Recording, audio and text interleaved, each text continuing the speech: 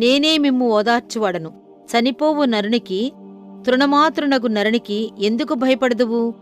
బాధపెట్టువాడు నాశనము చేటుకు సిద్ధపడినప్పుడు వాని క్రోధమును బట్టి నిత్యము భయపడుచు ఆకాశములను వ్యాపింపచేసి భూమి పునాదులు వేసిన యెహోవాను, నీ సృష్టికర్తయని యెహోవాను మర్చుదువా? బాధపెట్టువాని క్రోధము ఏమాయెను? యెషయా 51వ అధ్యాయం 12-13 వచనములు. ఈరోజు తీసుకున్న వాక్యమే యథాతథంగా ధ్యానానికి సరిపోతుంది. దానిని పెద్దగా వివరించనక్కర్లేదు. భయంచేత వణుకుతూ ఉన్న నా సహోదరుడా, ఈ వాక్యం మాటి మాటికి చదువు.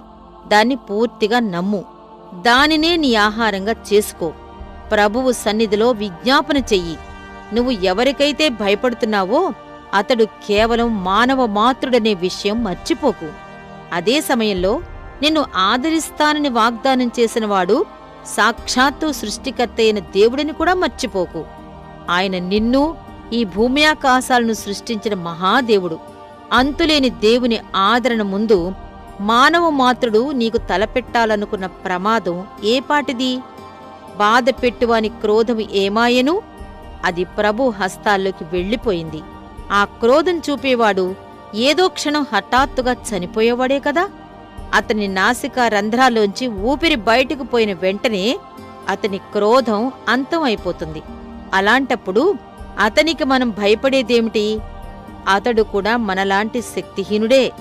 ఒక సాధారణమైన మట్టి మనిషికి భయపడటం వలన మనం అతన్ని దేవుని స్థానంలో కూర్చోబెట్టి నిజమైన దేవుణ్ణి అగౌరవపరుస్తున్నాం. అలా చెయ్యొద్దు. ఒక వ్యక్తిని మనం విపరీతంగా అభిమానించి వ్యక్తి పూజ చేయటం ఎలాంటిదో, ఆ వ్యక్తికి విపరీతంగా భయపడటం కూడా అలాంటిదే. మనం మనిషిని మనిషిగాను, దేవుణ్ణి దేవుడుగాను చూద్దాం. అప్పుడు ఎవరికీ భయపడనవసరం లేకుండా మన పని మనం ప్రశాంతంగా చేసుకుంటూ వెళ్ళిపోదాం.